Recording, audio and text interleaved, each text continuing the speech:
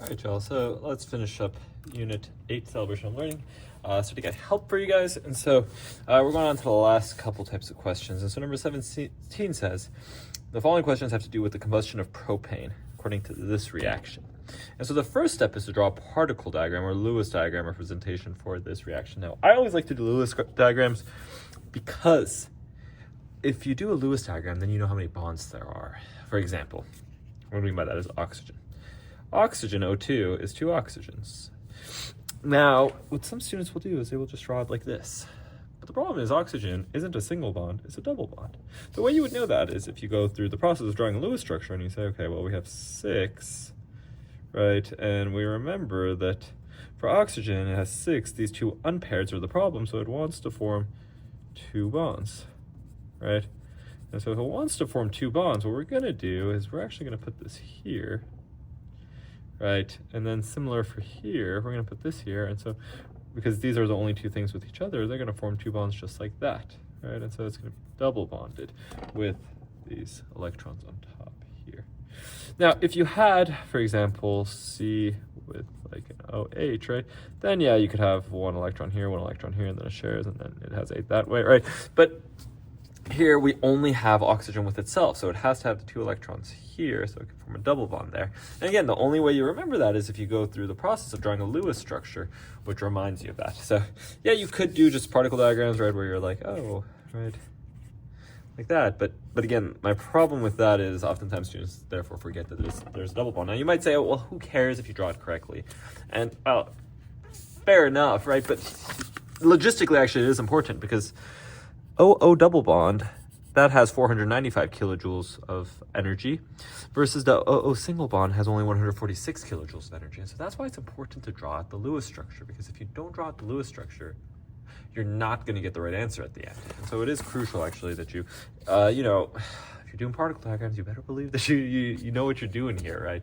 You don't want to mess up the bonds because that won't mess up your answer. And so draw Lewis diagrams, right? We have not just 1 oxygen, but 5 oxygens.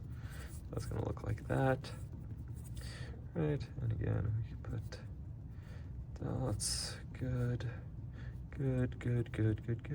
All right, and then, so we have 5 of those. We only have 1 C3H8. Now remember, that's when we were doing organic chemistry.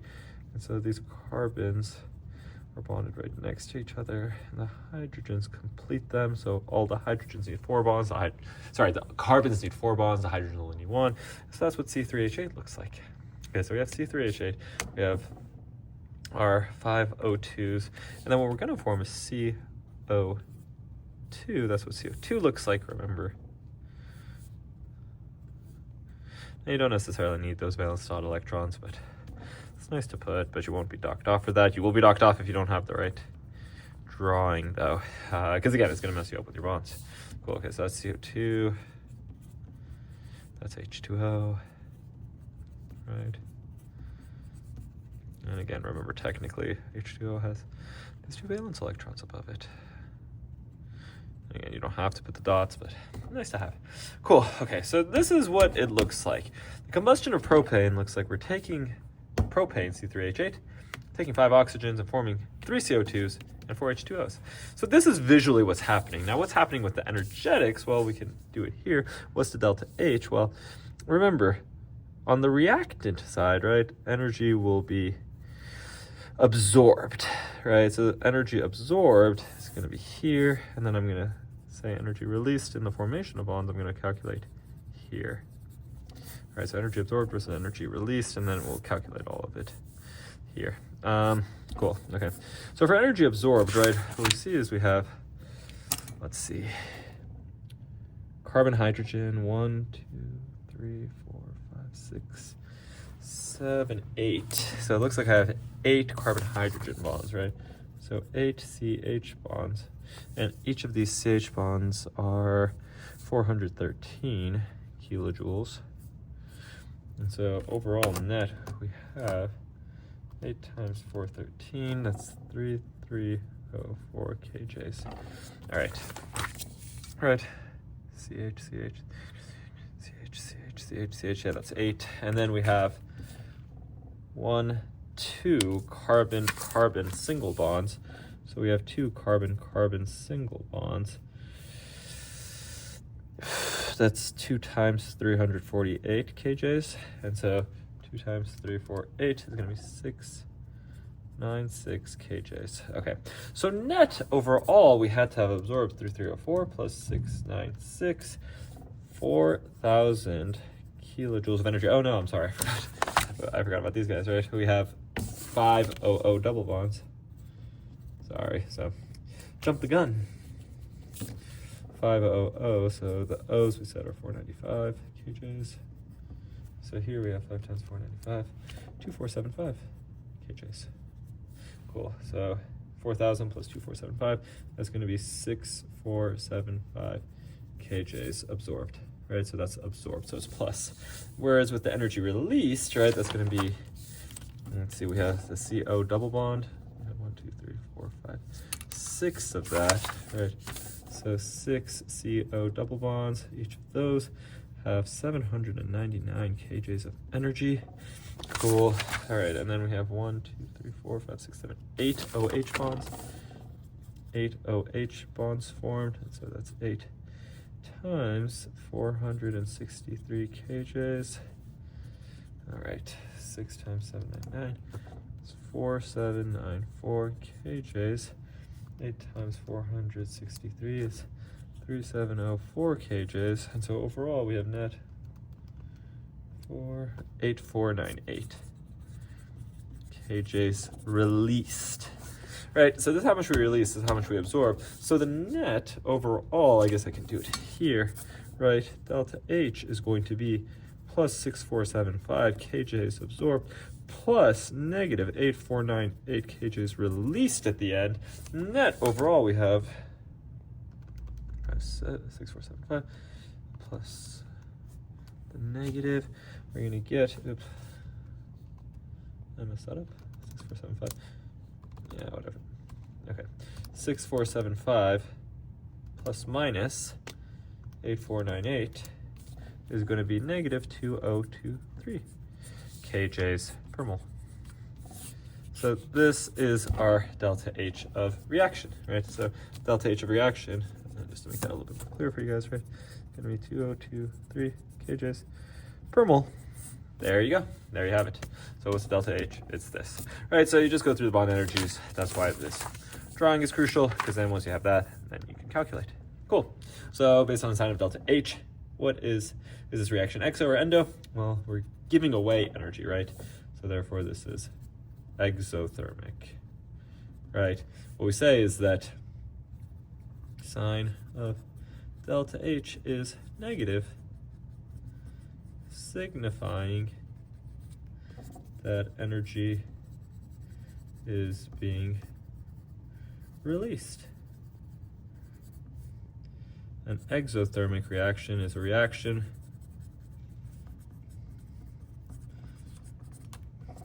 where energy is released / exits. Cool. So therefore this is exothermic, right? And so that makes sense. Cool, okay. So that's number 17. Then the last two questions are how do hand warmers work, as well as how do cold packs work. Now I will note, the cold pack one, we didn't really go over the equation, so I would give you kind of the reactants and products and ask you to make the equation based on that, but I wouldn't have you memorize, right? Like, oh, it's gonna be ammonia, or ammonium plus, what is it, nitrate. Yeah, right, I don't need to have you memorize that. I'll say that to you, but you have to figure out, you have to then put it in an equation. What I mean by that is, for example, here, right? Now, hand warmers, we actually have seen it before, but if you haven't memorized it again, I'll also actually give this to you on a celebration of learning. I'll tell you that, hey, the reaction is iron reacting with oxygen to form iron oxide. Now, from that, then you would have to figure out, okay, well, the thermochemical equation, therefore, is iron plus oxygen makes Fe2O3, and in the process, energy is being released. And so to balance this, we're going to put 2 here, 3 here, and 4 here. That's your thermochemical equation. Now, a potential energy diagram, right, is just, I'm trying to test to see if you guys know what a potential energy diagram looks like. And so we know here we have time and energy, and this is going to be exothermic, so therefore it's going to look something like this, right? And then lastly, how do hand warmers work? Actually, do answer the question, right? Hand warmers work by releasing energy as a result of the energy of the bonds forming being more than the energy that is needed, that is absorbed when the bonds break, right? That's what it means to have an exothermic reaction. And so hand warmers are an exothermic reaction.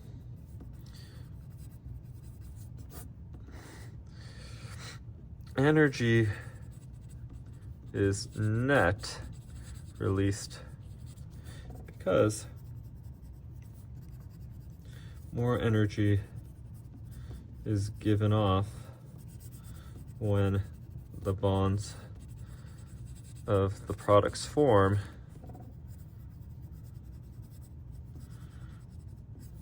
compared to the energy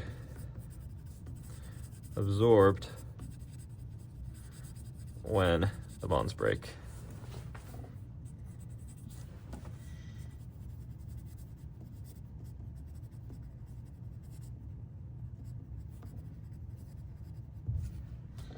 That energy given off is released, or sorry, that extra energy, or I guess, yeah, that energy given off is released, and thus makes us feel warm. Makes the hand warmers feel warm. I really need more room. Feel warm. Cool. All right. So that's kind of the technical explanation, right? Basically, I want you guys to have realized, hopefully, because we started off this unit with it, right? Let's kind of close that loop.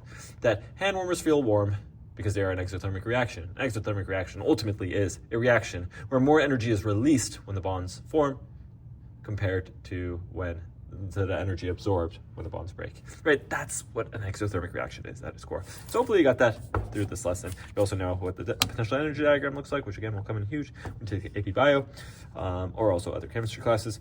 And then lastly, this is its reaction, right? And what we're saying is energy is being released as one of the products. Now, cold packs are just the opposite. Again, I would have to tell you this, but what's happening here is ammonium is reacting with nitrate. And in the process, you need to absorb energy for this to happen. What's going to happen is we're going to form NH4NO3. Cool. And the potential energy diagram for this, because it's an endothermic reaction, we still have time, we still have energy up here. But yeah, it's going to look something like this, right? We're going to need energy to come in. Now, how do cold packs work? Cold packs are an example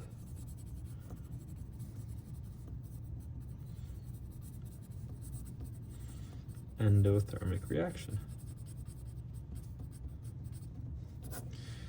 More energy is absorbed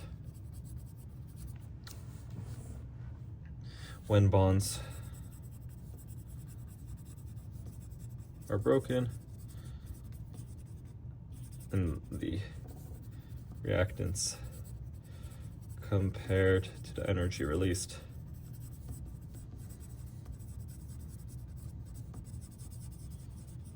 When bonds form in the products. This net influx of energy is absorbed from the surroundings and therefore makes the surroundings feel cold.